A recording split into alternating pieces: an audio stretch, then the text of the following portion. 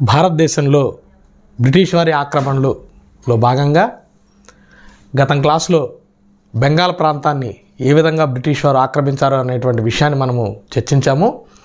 ఈ క్లాస్లో మైసూర్ రాజ్యాన్ని ఏ విధంగా ఆక్రమించారో అనేటువంటి విషయాలను మనము చర్చిద్దాము. మైసూర్ ఆక్రమణ. ఈ మైసూర్ అనేటువంటి ప్రాంతము విజయనగర సామ్రాజ్యంలో భాగంగా ఉండేది. ఈ మైసూర్ అనేటువంటి రాజ్యము విజయనగర సామ్రాజ్యంలో భాగంగా ఉండేది. శ్రీకృష్ణదేవరాయలు ఉమ్మెత్తూరు అనేటువంటి రాజ్యాన్ని జయించి శ్రీరంగపట్నం రాజధానిగా మైసూరు రాష్ట్రాన్ని ఏర్పాటు చేశాడు. అంటే ఈ మైసూరు రాష్ట్రాన్ని ఏర్పాటు చేసింది ఎవరు అని అంటే విజయనగర సామ్రాజ్యానికి చెందినటువంటి శ్రీకృష్ణదేవరాయలు ఈ మైసూరు రాష్ట్రాన్ని ఏర్పాటు చేసి దీనికి శ్రీరంగపట్నాన్ని రాజధానిగా ఏర్పాటు చేశారు. శ్రీరంగపట్నము. ఈ శ్రీరంగపట్నానికి గవర్నర్లుగా వడయార్లు ఉండేవాళ్ళండి. వడయార్లు ఉండేవాళ్ళు. 1565 సంవత్సరంలో జరిగినటువంటి తల్లికోట యుద్ధంలో ఎప్పుడైతే విజయనగర సామ్రాజ్యం అన్నది పతనమయ్యిందో ఆ తరువాత నిదానంగా ఈ వడయార్లు స్వాతంత్రాన్ని ప్రకటించుకున్నారు. సుమారుగా 1610 ప్రాంతంలో వడయార్లు స్వతంత్ర రాజ్యాన్ని ఏర్పాటు చేశారు. స్వతంత్ర మైసూరు రాజ్యాన్ని ఏర్పాటు చేశారు. అంటే భారతదేశంలో ఉన్నటువంటి 563 సంస్థానాల్లో ఈ మైసూరు సంస్థానం అన్నది ఒకటి. 1761 సంవత్సరంలో వడయారు పాలనని అంతం చేసి హైదర్ అలీ అనేవాడు రాజ్యానికి వచ్చాడు. అంటే 1761లో కృష్ణరాజ వడయార్ 1 ఈయన పాలనని అంతం చేసి రాజ్యానికి వచ్చింది ఎవరు అనంటే హైదర్ అలీ 1 1761. ఈ వడయార్ రాజ్యంలో ఈ హైదర్ అలీ అనేవాడు ఒక సామాన్యమైనటువంటి సాధారణ సిపాయిగా చేరి దిండిగల్ ప్రాంతానికి ఫౌజుదారిగా ఎదిగాడండి. దిండిగల్ ప్రాంతానికి ఫౌజుదారిగా ఎదిగాడు. గతంలో ఈ బిట్ అడిగారండి. హైదర్ అలీ ఏ ప్రాంతానికి ఫౌజుదారుగా పనిచేసేవాడు? దిండిగల్ అనేటువంటి ప్రాంతానికి ఫౌజుదారుగా పనిచేశాడు. దాంతో అదే కాకుండా 1755 సంవత్సరంలో ఫ్రెంచ్ వారి సహకారంతో దిండిగల్ అనేటువంటి ప్రాంతంలో ఒక ఆయుధ కర్మాగారాన్ని కూడా నిర్మించాడు. అంటే సామాన్య కుటుంబానికి చెందినటువంటి ఒక హైదర్ అలీ నిదానంగా సైన్యంలో చేరి అతను అంచెలంచెలుగా ఎదుగుతూ దిండిగల్ ప్రాంతానికి ఫౌజుదారుగా మారాడు. దిండిగల్ ప్రాంతానికి ఫౌజుదారుగా మారి 1755లో ఒక ఆయుధ కర్మాగారాన్ని కూడా ఫ్రెంచ్ వారి సహకారంతో నిర్మించడం జరిగింది. అంటే హైదర్ అలీ ప్లస్ అతని కొడుకు ఇద్దరేనండి. ఈ మైసూర్ ఆక్రమణలో మనకి ముఖ్యమైనటువంటి పర్సన్స్ ఉన్నది కూడా ఇద్దరే. వాళ్ళ గురించి మనం డిస్కస్ చేద్దాం. ముందుగా హైదర్ అలీ అండి. హైదర్ అలీ తన యొక్క పరిపాలన 1761 నుంచి 1782 వరకు హైదర్ అలీ. ఇతని యొక్క పేరు షంషూర్ ముల్క్ అండి. షంషూర్ ముల్క్. ఇతని యొక్క బిరుదు ఫతే జంగ్ హైదర్.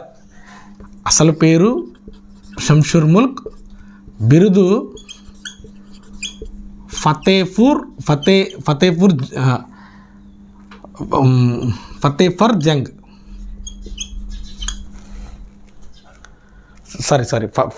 ఫతేపూర్ కాదండి, ఫతే జంగ్ హైదర్.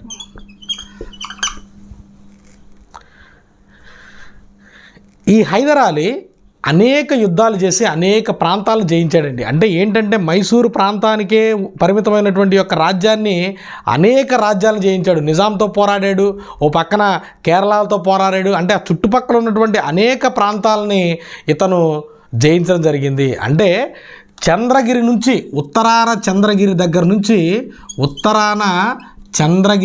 నుండి దక్షిణాన ఆర్కాట్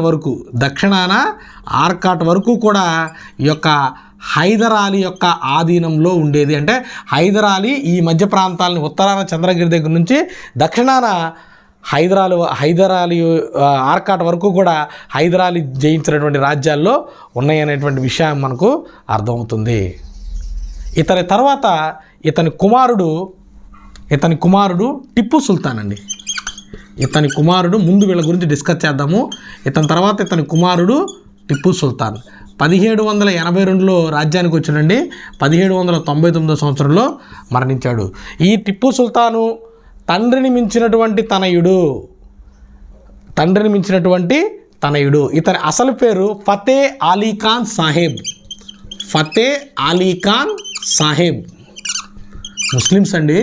ఫతే అలీ ఖాన్ సాహెబ్ అసలు పేరు ఫతే అలీ ఖాన్ సాహెబ్. ఇతని యొక్క బిరుదు షేర్ ఏ మైసూర్. అంటే మైసూర్ పులి అనేటువంటి బిరుదు ఇతనికి ఉందండి. షేర్ ఏ మైసూర్ అనేటువంటి బిరుదు టిప్పు సుల్తాన్కి ఉన్నది. ఇతను అనేక రకాలైనటువంటి నూతన సంస్కరణలని చేపట్టాడు. ఏంటా నూతన సంస్కరణలు అంటే నూతన క్యాలెండర్ని ప్రవేశపెట్టాడు, నూతన తూలికలు కొలతలను ప్రవేశపెట్టాడు. దాంతోపాటు మొహర్లు అనేటువంటి బంగారు నాణ్యాలని ప్రవేశపెట్టాడు. మొహర్లు అనేటువంటి బంగారు నాణ్యాలని టిప్పు సుల్తాను ప్రవేశపెట్టాడు. జాగీర్ వ్యవస్థని రద్దు చేసి పరిశ్రమల్ని ప్రోత్సహించాడు. మంగళూరు రేవు నుండి గంధపు చెక్కల్ని, సుగంధ ద్రవ్యాలని ఎగుమతి చేసి విదేశీ వాణిజ్యాన్ని కూడా టిప్పు సుల్తాను చేయడం జరిగింది. అంటే ఫ్రాన్స్కి, అదేవిధంగా టర్కీ, ఇరాను, చైనా, రష్యా ఈ దేశాలతోటి విదేశీ వాణిజ్యాన్ని కూడా టిప్పు సుల్తాను కొనసాగించాడు. ఇతనిని దక్షిణ భారతదేశ నెపోలియన్ అని చెప్పి పిలుస్తారండి. ఈ టిప్పు సుల్తాన్ని పిలుస్తారు. నెక్స్ట్, ఈ టిప్పు సుల్తాను 1789లో ఫ్రాన్స్లో జరిగినటువంటి ఫ్రాన్స్ విప్లవానికి తన నైతిక మద్దతుని ప్రకటించాడు. ఆ నైతిక మద్దతుని ప్రకటించి శ్రీరంగపట్నంలో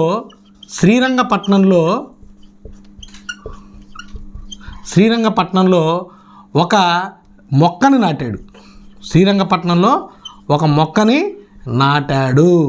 దీన్ని ట్రీ ఆఫ్ లిబర్టీ అని చెప్పి అంటారు. అంటే స్వేచ్ఛా వృక్షము.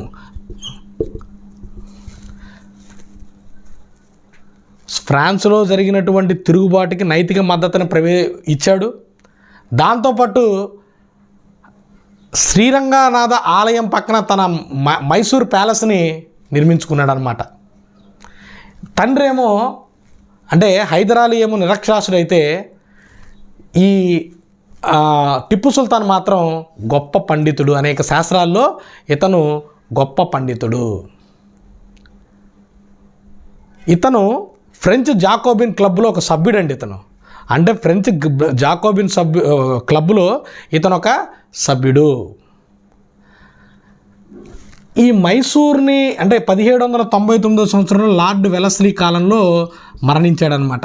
లార్డ్ వెలస్లీ 4వ మైసూర్ యుద్ధంలో మరణించాడు. చూడండి, 1761 నుంచి 1799 వరకు ఈ మైసూరు రాజ్యాన్ని జయించడం కోసం బ్రిటిష్ వారు 4 యుద్ధాలు చేయాల్సి వచ్చిందండి. అంటే ఎంత తీవ్రమైనటువంటి ప్రతిఘటన ఈ తండ్రి కొడుకుల నుంచి ఎదురైందనేటువంటి విషయాన్ని మనము అర్థం చేసుకోవచ్చు. అంటే ఏంటంటే బ్రిటిష్ వారి సామ్రాజ్యవాద ఆక్రమణలో భాగంగా అత్యంత ప్రతిఘటన చూపించినటువంటి రాజ్యం ఏది అని అంటే ఈ కర్ణాటక రాజ్యం. కారణం ఏంటి అని అంటే ఒకళ్ళేమో హైదర్ అలీ, తర్వాత టిప్పు సుల్తాన్. వీరి నుంచి బ్రిటిష్ వారికి తీవ్రమైనటువంటి ప్రతిఘటన ఎదురైందనేటువంటి విషయాన్ని మనము అర్థం చేసుకోవాలి. ముందుగా మొదటి ఆంగ్లో మైసూర్ యుద్ధము.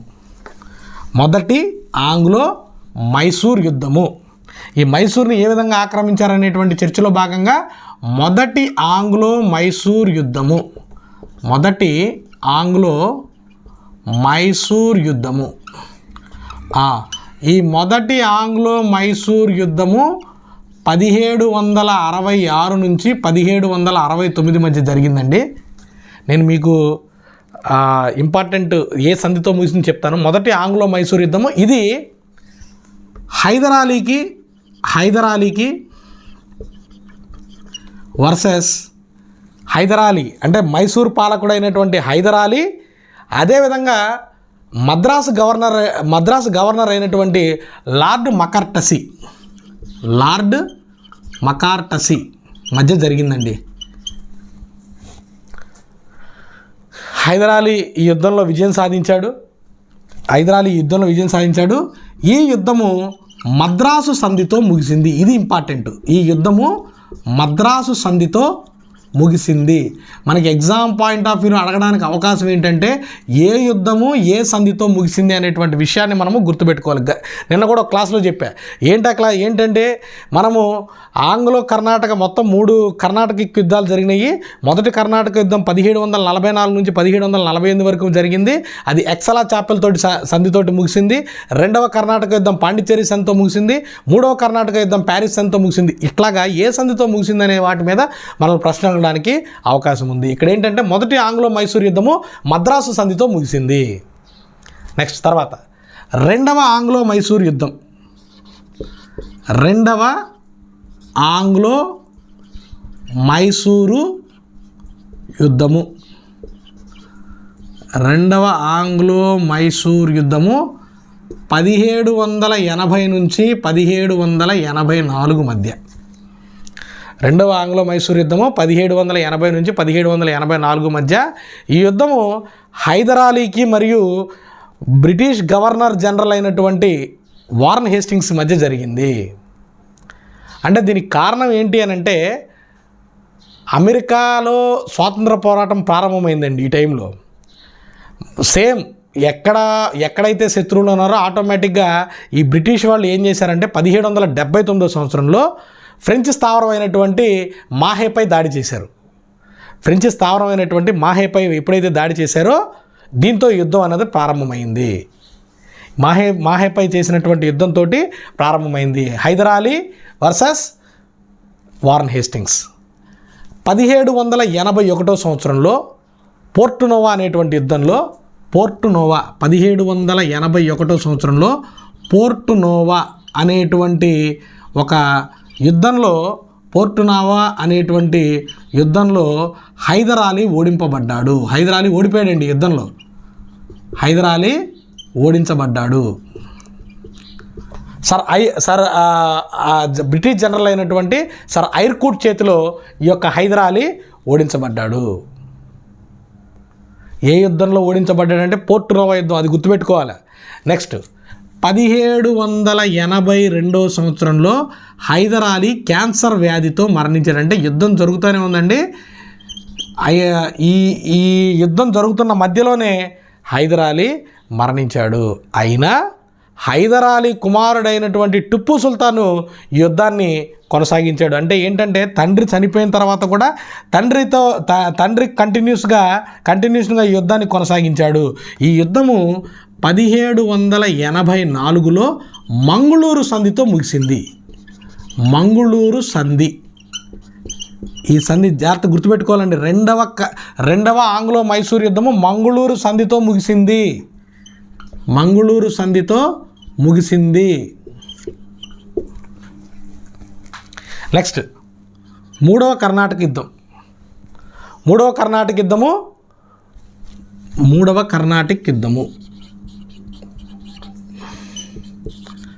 మనకి ఎగ్జామ్కి కొంచెం టైం తక్కువగా ఉండటం వల్ల నేను మీకు ఎక్కువ ఎందుకంటే డెప్త్ చెప్పట్లేదండి. ఇంపార్టెంట్ అయినటువంటి పాయింట్స్ మాత్రం మీకు చెప్తున్నాను. మూడవ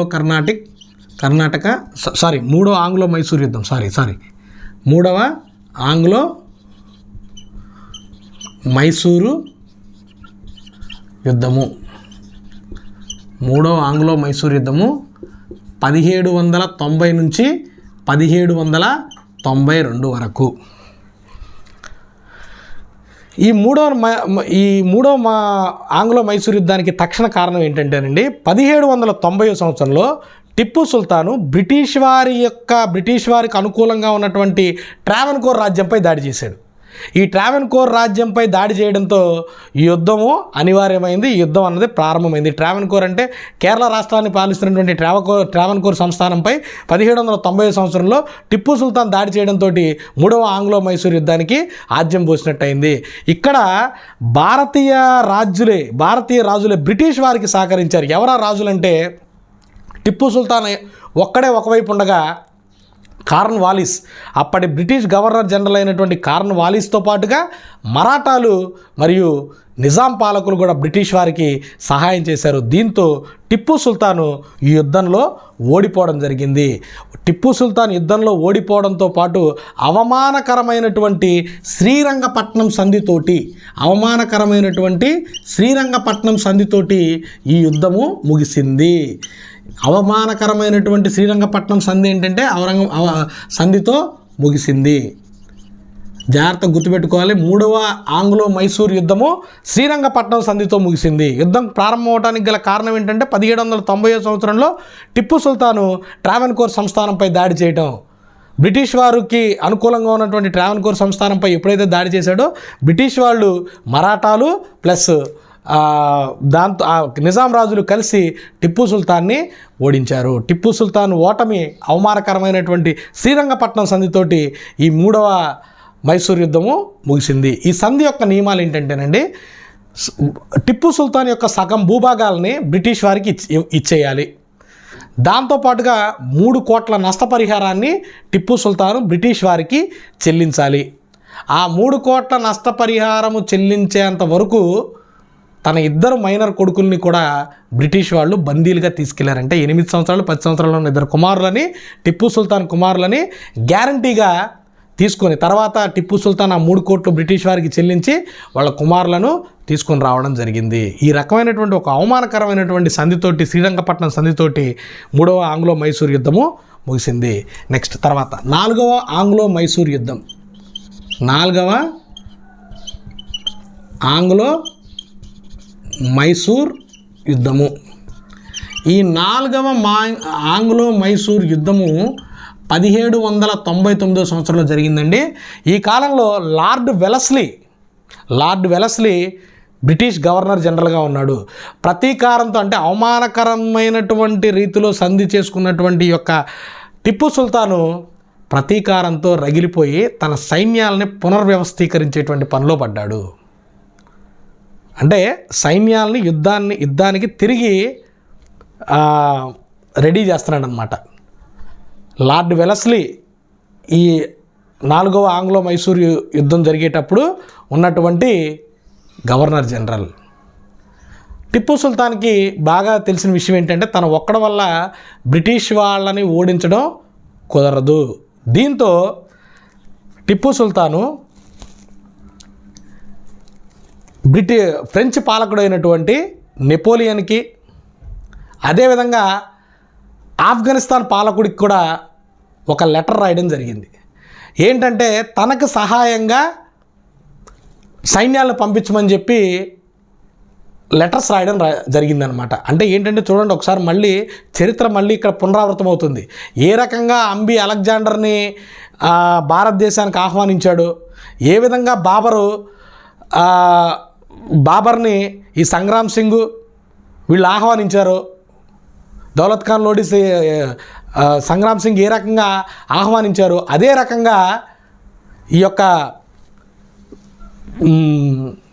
బ్రిటిష్ వారిపై దండెత్తమని చెప్పి టిప్పు సుల్తాను ఆఫ్ఘనిస్తాన్ రాజుకి, దాంతోపాటు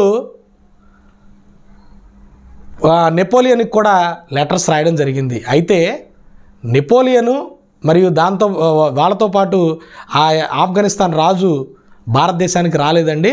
ఫైనల్గా టిప్పు సుల్తాను ఈ విషయాన్ని పసిగట్టినటువంటి బ్రిటిష్ వాళ్ళు ఎప్పటికైనా సరే టిప్పు సుల్తాన్ని ఈసారి అంతమొందించాలని చెప్పి ఫిక్స్ అయ్యి 4వ మైసూర్ యుద్ధంలో టిప్పు సుల్తాన్ని చంపివేయడం జరిగింది.